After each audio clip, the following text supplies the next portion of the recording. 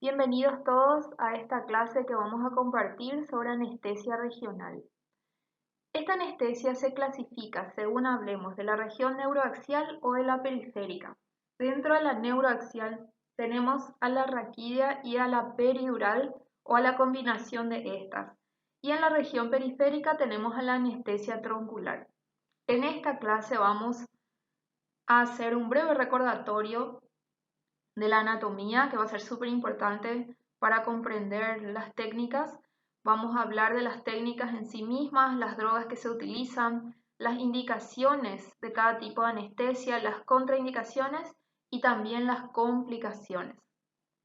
En la última clase habíamos hablado de los anestésicos locales, habíamos compartido sobre sus características químicas, sobre sus efectos terapéuticos y su toxicidad. Todo eso sigue siendo muy importante para comprender la clase que vamos a dar hoy. Para empezar nuestra reseña anatómica, vamos a recordar cómo está compuesta la columna vertebral. Sabemos que tenemos una zona cervical, una torácica, una lumbar y una sacrocoxígea compuesta por 7 cervicales, 12 dorsales, 5 lumbares y 5 sacras. Debemos recordar también que tenemos 4 curvaturas fisiológicas, como podemos ver en el esquema que nos muestra la columna vista de costado. Tenemos lordosis cervical y lumbar y sifosis dorsal y sacra. También tenemos referencias superficiales que se corresponden a las apófisis espinosas del cuerpo de C7 o la séptima cervical, que hace prominencia a nivel de la nuca, la tercera dorsal, que se corresponde a la altura de la espina del omóplato, la séptima dorsal, que se corresponde a la punta del omóplato, la cuarta lumbar, que se corresponde a la altura de la espina ilíaca anterosuperior, y la quinta lumbar, que está a nivel de la fosita lumbar.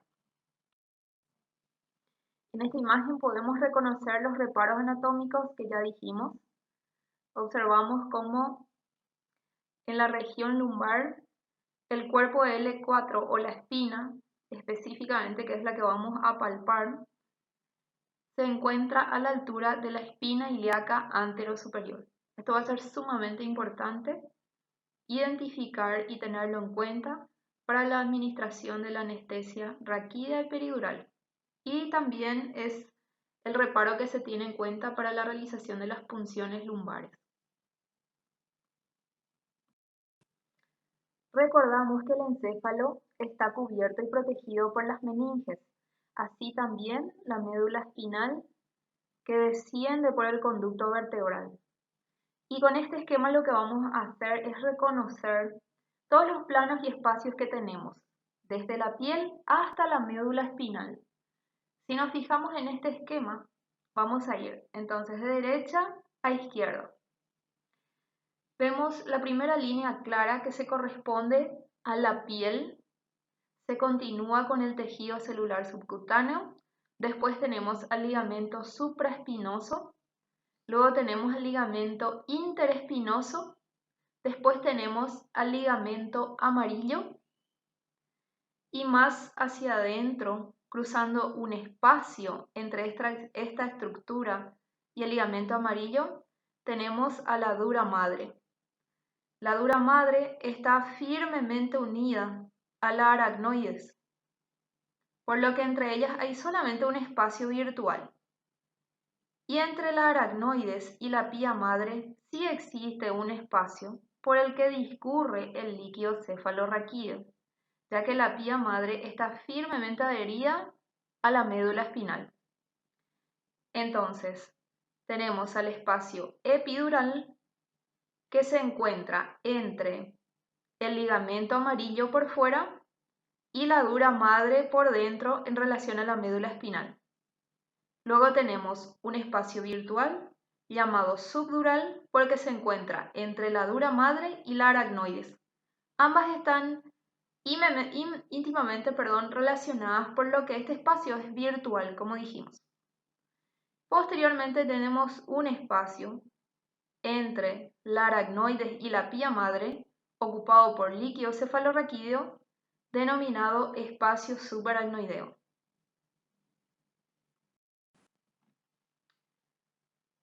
La otra definición que debemos recordar es la de los dermatomas, que son las áreas de piel inervadas por un solo nervio raquídeo y su ganglio espinal. Podemos ver en el esquema cómo la médula espinal desciende a través del canal vertebral, termina en la cola de caballo. Sabemos que de ella se van a originar los ganglios y nervios raquídeos en forma bilateral en cada nivel. Por ende, la anestesia aplicada en cierto nivel se va a corresponder a los efectos que vamos a poder notar en los dermatomas que le corresponden específicamente. Lo otro que debemos recordar son las funciones de las fibras nerviosas. ¿Se acuerdan? Están las fibras nerviosas tipo C, tipo B y tipo A, que conducen diferente tipo de información. La tipo C se corresponde al dolor y la respuesta refleja autonómica, la tipo B autonómica y la A que se subclasifica en delta, gamma, beta y alfa, que conducen dolor, temperatura, tacto, función motora de haces musculares, tacto, presión, y la alfa, la función somática o motora de propiocepción. Como podemos ver, está indicando la flecha de la columna de la izquierda de este esquema, está orientada hacia arriba la punta, que es el sentido en el que se produce la progresión del bloqueo. Es decir, que la función motora va a ser lo último que el paciente va a perder transitoriamente durante la aplicación de la anestesia. En cuanto a los fármacos utilizados, tenemos a los anestésicos locales, opioides y epinefrina. Los anestésicos locales ya los conocemos: lidocaína, mepivacaína, bupivacaína, ropivacaína. Se utilizan también en la anestesia regional. La diferencia estaría más bien en la concentración, por supuesto en la dosis a utilizar y en el volumen. Se necesita mucho menos volumen para una anestesia raquídea, y en un nivel intermedio podemos poner a la peridural, y se utiliza más volumen de anestésico local en la anestesia troncular. Los opioides más utilizados en epidurales son la morfina, la oximorfona, la hidromorfona, el fentanilo y la buprenorfina. La elección del agente y su concentración se determinan por la duración anticipada de la cirugía, el tipo de procedimiento quirúrgico, así como la necesidad del bloqueo motor y sensitivo. Vamos a comenzar hablando de la anestesia raquídea, también llamada espinal o subaracnoidea. La anestesia raquídea es aquella que se administra en el espacio subaracnoideo, que se encuentra entre el aracnoides y la pía madre, en continuidad con los ventrículos cerebrales y las cisternas basales, por lo que este espacio contiene también líquido cefalorraquídeo, así como nervios y vasos sanguíneos. Hasta la primera vértebra lumbar discurre la médula espinal en el canal vertebral. Por debajo de L1, en el canal vertebral, encontramos la cola de caballo y filum terminale. Esta transición en los niños se da a nivel de la tercera lumbar. Es muy importante tener conocimiento de esto, debido a que con ello podemos evitar el riesgo traumático para la médula espinal a ese nivel. En esta imagen esquemática, de afuera hacia el centro, teniendo como el centro la médula espinal, tenemos un panículo adiposo, luego vemos la dura madre que dijimos que está íntimamente adherida a la aracnoides, y más en el centro tenemos a la médula espinal que está recubierta por la pía madre. Este espacio entre la aracnoides y la pía madre es la que contiene LSR y es el sitio en el que se van a aplicar los fármacos en una anestesia raquídea, también llamada intradural por ello.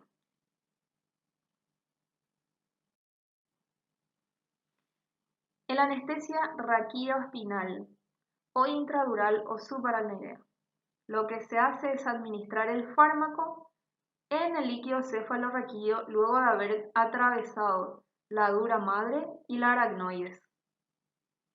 ¿Cuáles son los planos que se deben atravesar hasta llegar al espacio subaracnoideo? Desde fuera hacia adentro. Tenemos la piel, el tejido celular subcutáneo, el ligamento supraespinoso, el ligamento amarillo.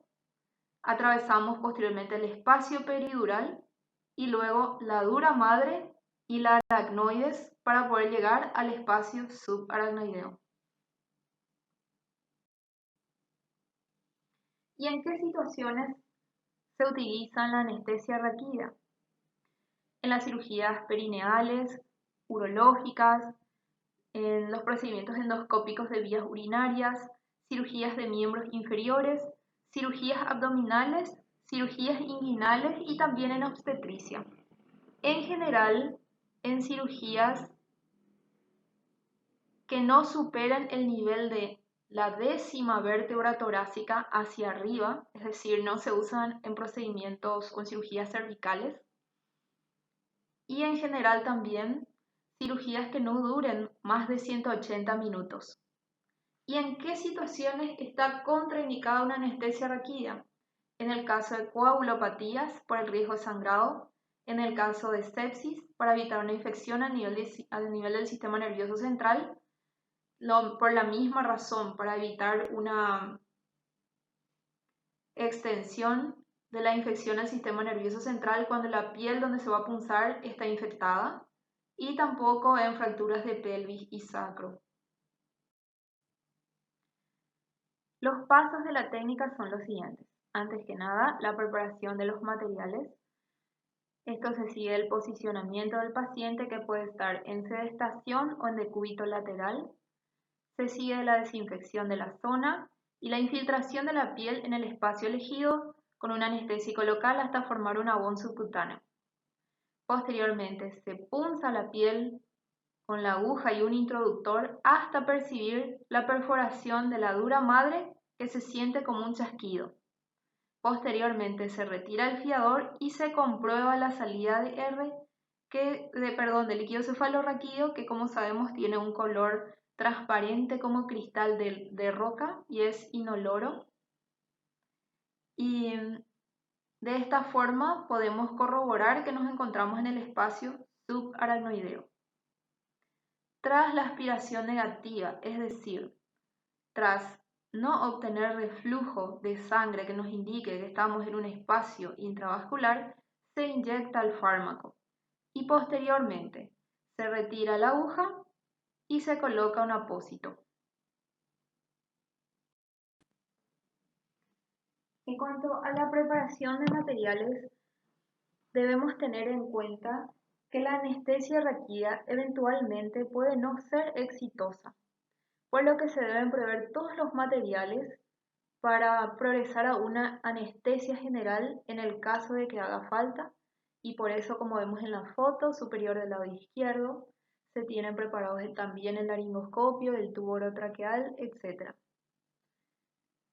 Debajo observamos la fotografía de un monitor, porque es imprescindible la monitorización de todos los signos vitales del paciente durante todo el procedimiento.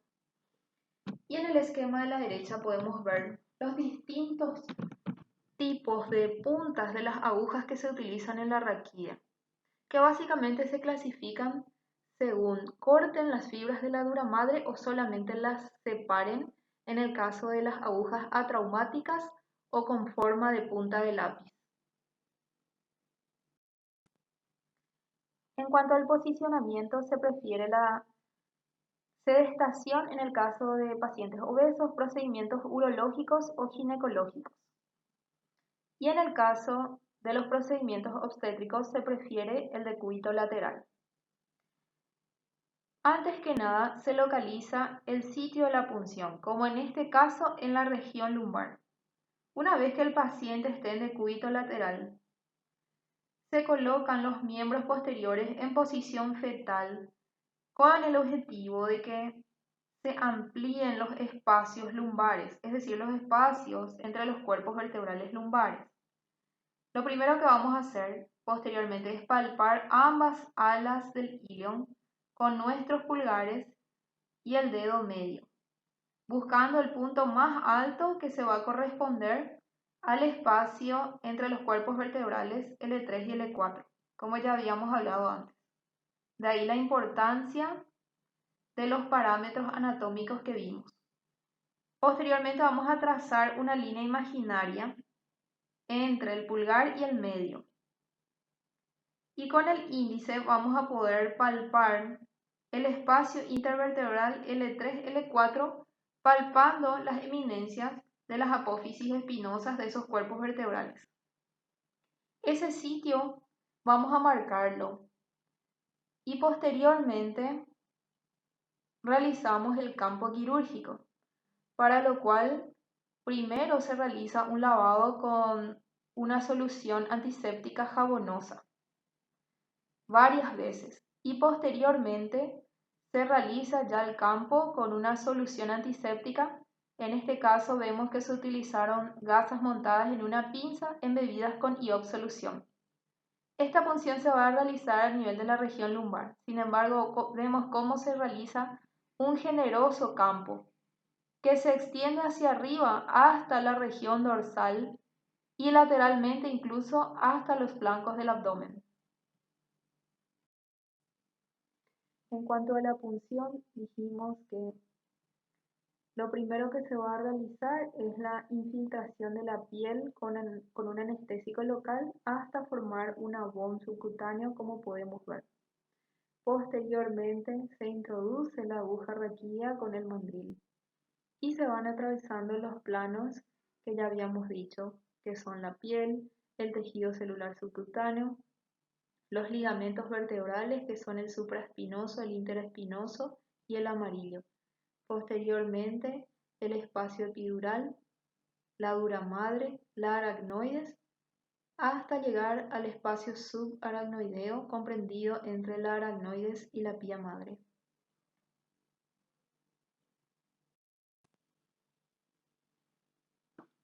Dijimos que vamos a sentir un chasquido al atravesar la dura madre con la aguja y llegar al espacio subaracnoideo. La otra forma que nos va a permitir corroborar que estamos en el espacio subaracnoideo es el retorno del líquido cefalorraquídeo, como vemos en la fotografía de la izquierda, que característicamente es inoloro, incoloro o se describe su color como transparente cristal de roca. Además, se hace una mínima succión hasta que corroborar que ésta sea negativa. ¿Y a qué nos referimos? A que no tengamos reflujo sanguíneo. Esto nos permite certificar que estamos en el espacio subaracnoideo y que vamos a inyectar el fármaco a nivel del líquido cefalorraquídeo y no dentro de un vaso sanguíneo.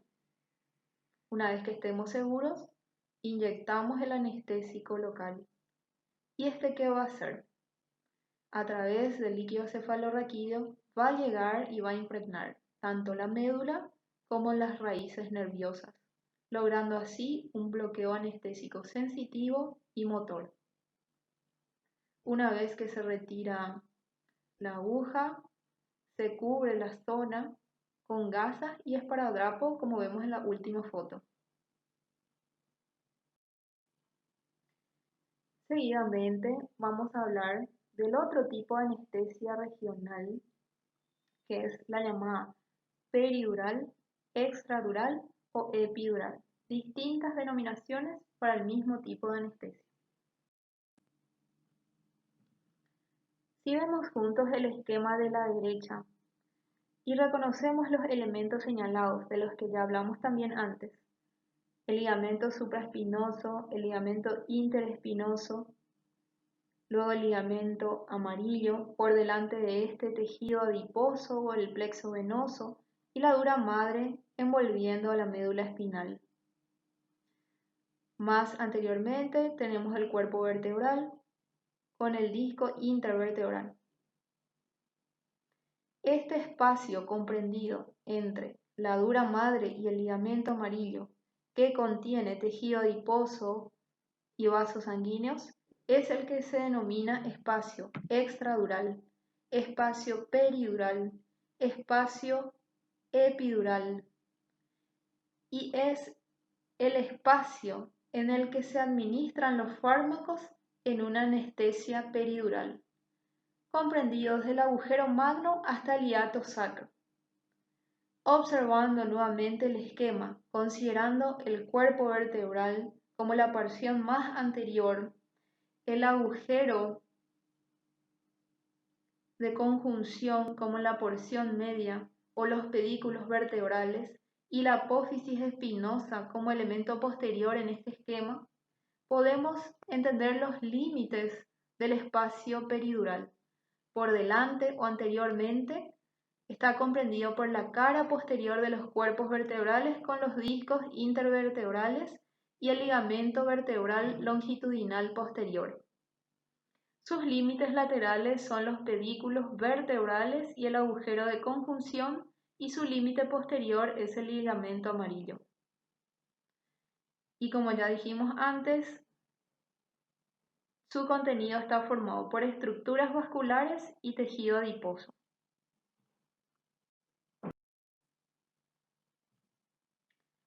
Las indicaciones de la anestesia peridural van de cirugía cervical, torácica y lumbar, como cirugía abdominal inferior, también inguinal, urogenital y rectal. Esta es una diferencia importante con la anestesia raquídea, ya que esta tiene un mayor alcance en cuanto también se puede utilizar para las cirugías cervicales. También para intervenciones quirúrgicas prolongadas, analgesia obstétrica, parto y cesárea, y tratamiento crónico o postoperatorio del dolor, así como cirugía de cadera y miembros inferiores. Debido a que la anestesia epidural puede ser simple o puede ser continua, es decir, que se puede dejar un dispositivo flexible dentro del espacio epidural, que ya vamos a ver más adelante, que se sigue utilizando en el postoperatorio para la administración de analgésicos a horario, manteniendo continuamente el efecto analgésico. Está contraindicada en trastornos de la coagulación, shock hipovolémico, en el caso de presión intracraneal elevada, por la presencia de tumores, por ejemplo, cardiopatías, infecciones a nivel de la piel y, por supuesto, alergia a los anestésicos locales.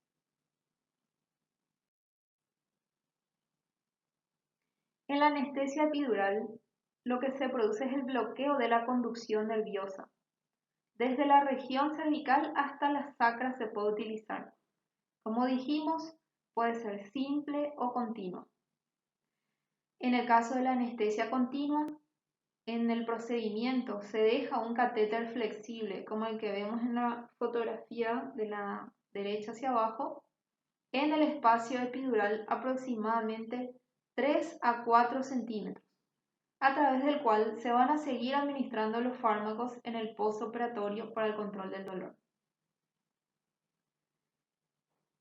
Y la diferencia en cuanto a los materiales es que las agujas que se prefieren en este tipo de anestesia se llaman de Tuohy, que tienen punta roma, que eleva y aleja la dura madre en lugar de atravesarla al penetrar el espacio peridural. Como podemos ver en la fotografía que está hacia arriba y a la derecha, vemos la diferencia que hay entre la aguja de Crawford y la aguja de Tuohy estándar. La aguja de Tuohy estándar tiene punta roma y se eleva, y la de Crawford, sin embargo, es biselada y recta.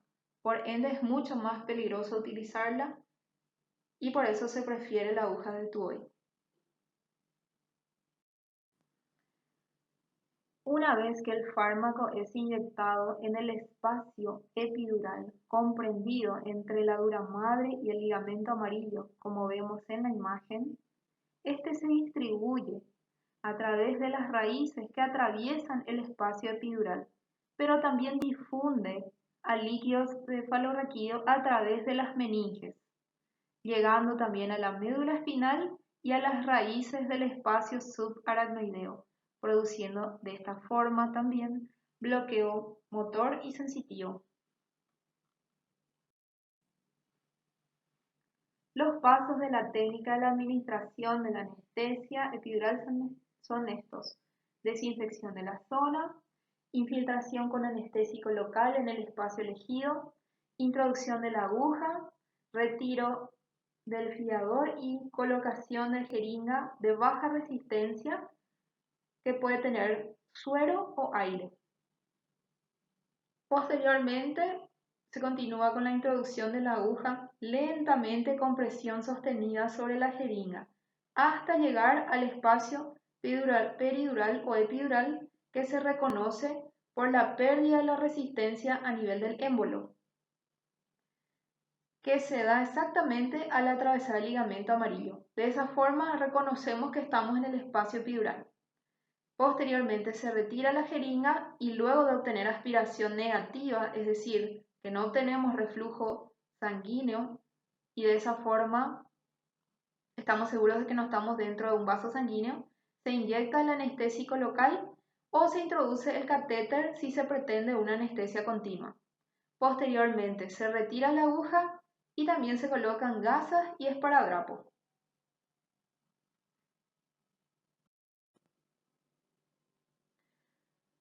Vamos a reconocer el espacio epidural una vez que se venza la resistencia al émbolo. Indirectamente nos está señalando que acabamos de atravesar el ligamento amarillo. Como siempre, debemos corroborar que no haya reflujo sanguíneo para asegurar que no estemos dentro de una estructura vascular.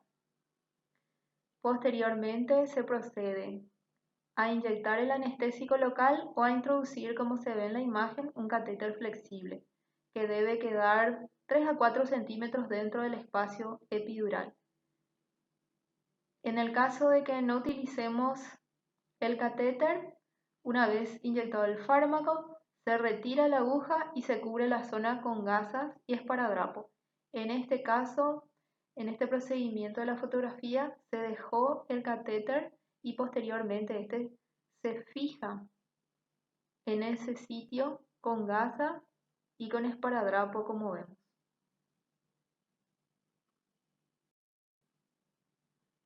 En este esquema podemos hacer una vez más la diferencia del sitio anatómico de punción en la anestesia intradural y en la extradural.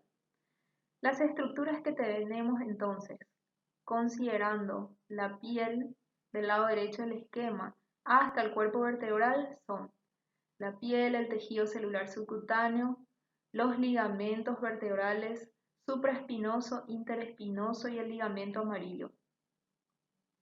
Posteriormente tenemos el espacio entre el ligamento amarillo y la dura madre, que se llama espacio epidural.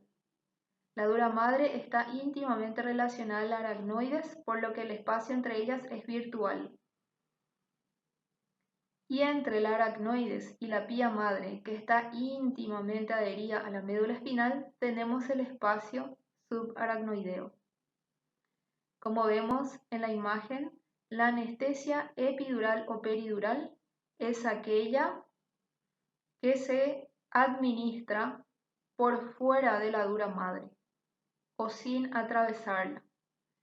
Sin embargo, vemos en la representación esquemática de la aguja raquídea o la que se utiliza también en la punción lumbar, la dura madre es atravesada hasta llegar al espacio subaracnoideo, en contacto ya con el líquido cefalorraquídeo. En ambas anestesias, finalmente, lo que se logra es distribuir el anestésico a nivel de la médula y de las raíces nerviosas, tanto a nivel del líquido cefalorraquídeo como el espacio epidural, para lograr finalmente el bloqueo motor y sensitivo. Como todo procedimiento que se realiza en medicina, no está exento de complicaciones, aunque tomemos muchas veces todas las medidas. Están aquellas que son neurológicas debido a que abordamos parte del sistema nervioso central, como cefalea, neumoencéfalo o presencia de aire a nivel del encéfalo, infecciones como un absceso en el espacio peridural que puede formarse, una infección de las meninges, una aracnoiditis, hemorragias si punzamos el plexo venoso. Si estas son importantes, se pueden formar hematomas. Daño neurológico directo también puede darse. Y están las complicaciones llamadas agudas, es decir, las que podemos tener inmediatamente tras la realización del procedimiento, como hipotensión, bradicardia, náuseas, vómitos, parestesias, disnea, incluso apnea, etc. Por ello que siempre se debe realizar en un ambiente que ofrezca un soporte en el caso de que tengamos estas complicaciones. También podemos tener complicaciones ya en el postoperatorio del paciente, es decir, días después de su cirugía, como lumbago, cefalea por punción, retención urinaria, daño neurológico e infecciones. De ahí que es muy importante la monitorización en el postoperatorio de los pacientes, no solamente por la cirugía en sí, sino también por el efecto de la anestesia. No debemos subestimar ninguna molestia que nos refiera a nuestro paciente en el postoperatorio. Debemos tener presente que estas complicaciones son posibles y que el paciente realmente puede estar siendo aquejado por una de estas complicaciones. Por último, vamos a hablar de la anestesia troncular, que consiste en identificar un nervio o un plexo de la anatomía humana y depositar un nivel adecuado de anestésico local lo más cerca posible para que tenga efecto pleno.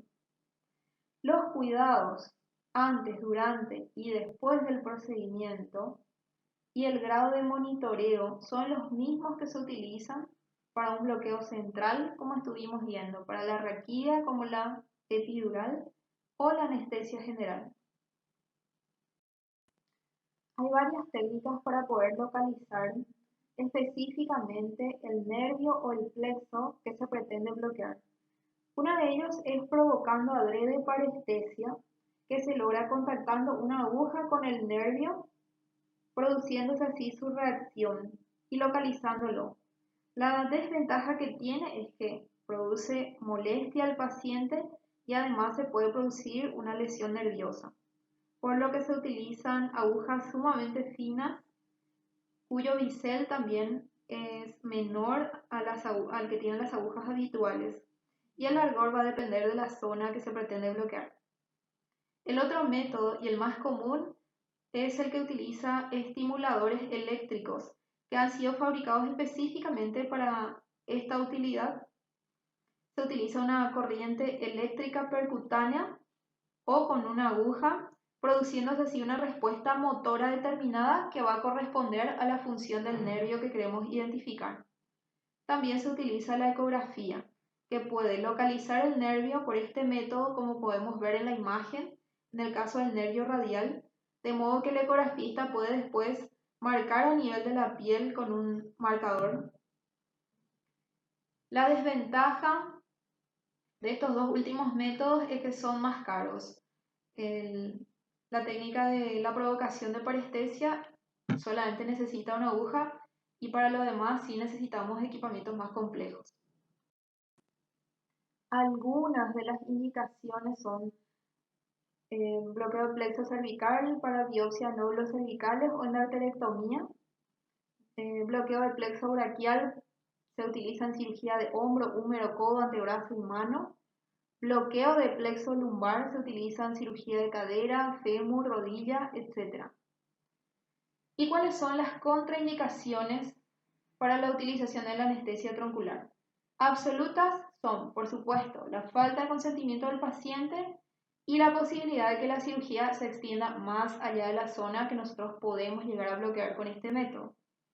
Las relativas son las coagulopatías, las infecciones y las enfermedades neurológicas como poliomielitis y esclerosis múltiple. En cuanto a las complicaciones de la anestesia troncular, En primer lugar están las reacciones del anestésico local, que ya vimos en la clase de anestésicos locales, que son reacciones sistémicas por toxicidad y que pueden darse en este caso por inyección intravascular del anestésico. También se puede producir daño nervioso directo. Si el paciente en medio del procedimiento refiere dolor al depositar el anestésico, la aguja se debe retirar cuidadosamente y redireccionarla para seguir administrando el fármaco. También se puede producir una lesión arterial con posterior formación de hematomas. En estas imágenes de la izquierda podemos ver cómo se logra el bloqueo del plexo braquial, que a su vez puede darse mediante tres abordajes. El supraclavicular, que es el primero que vemos, que bloquea todo el plexo y se utiliza más en cirugías de húmero, codo y mano. Las complicaciones más frecuentes en este abordaje son el neumotórax y la inyección intravascular. El neumotórax por su proximidad con el ápice pulmonar y la pleura, obviamente. Posteriormente vemos el abordaje axilar, que es el más popular por su simpleza y seguridad. Se utilizan en cirugías de codo, antebrazo y mano. Pero también puede dar ciertas complicaciones, como siempre está la posibilidad de una inyección intravascular y al tener contacto con un vaso sanguíneo se puede producir también la disrupción del vaso arterial con el consiguiente sangrado y formación de hematomas. Y por último vemos el abordaje interescalénico, que por un lado es muy útil para las cirugías de hombro, húmero y codo debido a que también consigue el bloqueo del plexo cervical. Sin embargo, debido a su proximidad a la columna, se puede producir inyección del anestésico local en el espacio peridural, también en el espacio raquídeo. Se puede producir también lesión del recurrente y por supuesto también la laceración de un vaso sanguíneo con la consiguiente formación de hematomas y la siempre presente posibilidad de una inyección intravascular. Y a ese nivel, por su proximidad, puede darse directamente a la carótida o a la vena yugular. En las siguientes imágenes también podemos ver en qué sitio se punza para la realización de un bloqueo troncular de dedo, así como bloqueo de mano o los sitios del trayecto del nervio radial, cubital y mediano por separado. En las fotografías de la izquierda vemos cómo se puede realizar un bloqueo inguinal que tiene aplicación para la reparación de las hernias inguinales. Antes que nada, lo que se hace es localizar la espina ilíaca anterosuperior y 2 centímetros por dentro de ella se introduce la aguja de forma perpendicular a la piel, hasta sentir que se vence una resistencia que corresponde a la perforación de la fascia. Se deposita allí el anestésico local y al retirar la aguja también se deposita a nivel del tejido celular subcutáneo y luego se la retira totalmente. Esta anestesia no está exenta de complicaciones. Como siempre, podemos tener inyección intravascular del anestésico local con posterior reacción sistémica.